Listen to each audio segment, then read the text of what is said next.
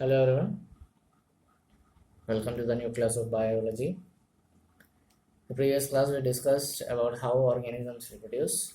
Today's class we will discuss some of the reproduction methods which are found in some organisms. First method is fission. It is mainly found in a unicellular organism. What happens in this case that an organism could divide into two or more different type of cells, and from that cells an individual organism develops. So if the organism is dividing into two equal halves, it will be known as binary fission. It takes place in cases like amoeba and leishmania, an organism that causes the disease Kala Azar. And suppose if the organism splits into many different type of cells or many different type of daughter cells, it is actually known as by the name multiple fission, because from one cell more cells are formed, so it is known as multiple fission. It takes place in case of organism, microorganism Plasmodium. Plasmodium is the microorganism that spreads the malaria disease with the help of mosquitoes. So this process is mainly done on the basis of fission. So we know that for unicellular organism, fission process takes place because it has only one cell. So that single cell divides into different parts to form different organisms. So the cell which produces an organism is the mother cell or the parent cell, and the cell which is newly formed, it is actually known as the daughter cell. Now we will see some of the multicellular organisms that exhibit the reproduction methods. So one among them is fragmentation. What happens in fragmentation? An organism, whenever it just gets cut or gets cut into pieces or break into pieces, what happened? Its pieces or the fragments develop into new individuals. Such type of process is actually known as fragmentation. For different type of multicellular organisms, what happens?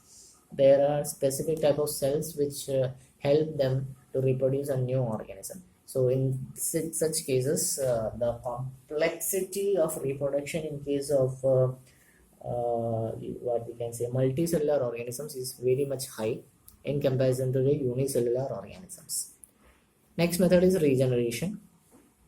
What happens in regeneration? That a specific organism gets cut or broken, means it will have a broken body part, not very much, not, it is not that similar to fragmentation. Fragmentation, it's the organism gets broken into pieces or fragments, from that new individual occurs. But in regeneration, the body parts of the organism could get cut or broken, and from that separate individuals are actually formed from those cut parts or the broken parts. That process is actually known as regeneration. Organisms like Hydra, Planaria, they undergo such type of process. Hydra can exhibit one more type of reproduction process. We will discuss now about that. So the next method is actually the budding process. The budding process is nothing but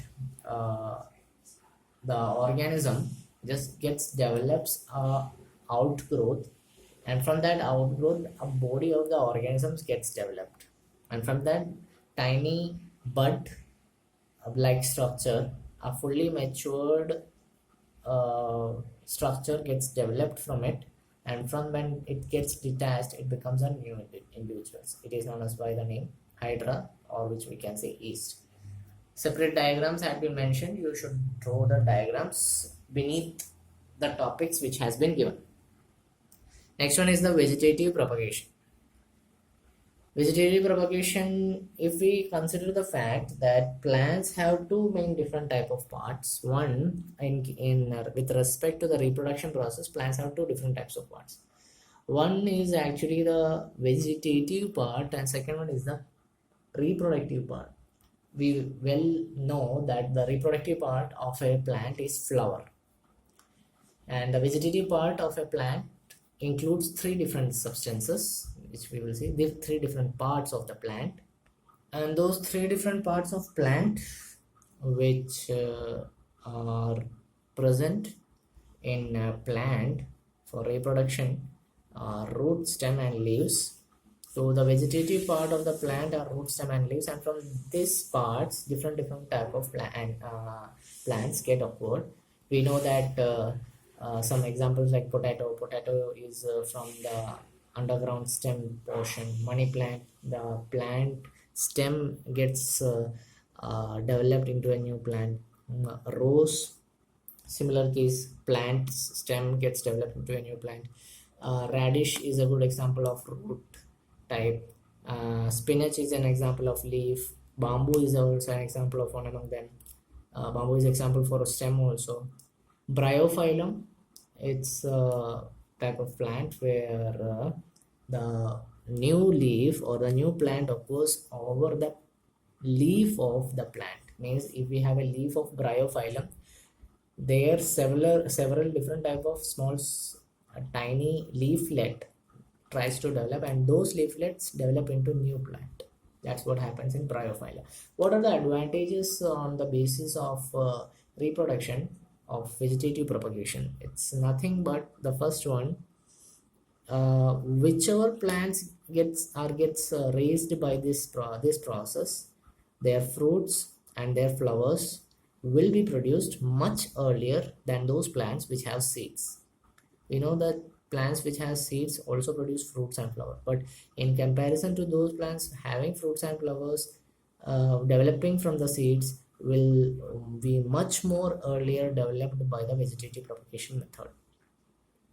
Vegetative propagation method enables the plant to lose the property of producing seeds. There is no need to produce seeds in case by the help of vegetative propagation. Like banana, it's a best example of which is done by a vegetative propagation method, and it also comes under the example of parthenocarpy. Also, the plant is produced with the help of vegetative propagation will be genetically very much similar to its parent plants. Genetically similar means it will have the same characteristics of the plant. Suppose if we take a potato and it has bud like structure over it, then the next generation plant of that same potato will also have that bud like structure. So it will be genetically similar, and there will be no much change in case of such plants. Next is spore formation. Spore formation, what happens there? Some organisms will have a blob-like structure. It's something like a blob, small blob-like structure. It's a ball, we can say. Those blobs are actually known as sporangia, and this sporangia is actually sticked on a stick-like structure, and these sporangia will have cells in it which are known as spores. These spores are very much covered with thick walls. So whenever these spores get matured or they come in the contact of a moist surface or a surface which has moisture, these organisms just burst out and throws out these spores out of their body. For example, rhizopus is a good example of spore formation. You can see the rhizopus formation on some bread like structure. If you put a bread for 3-4 days in an open area, you can see some greenish like structures over that bread. It is actually the rhizopus. Later this greenish like structure converts to become a black structure. That black structure is because that spores had been spread all over that bread. So all these methods which we had discussed now is actually on the basis of a single parent. So such reproduction, where a reproduction process takes place with the help of only one parent, is known by the name, such type of reproduction is known by the name asexual reproduction.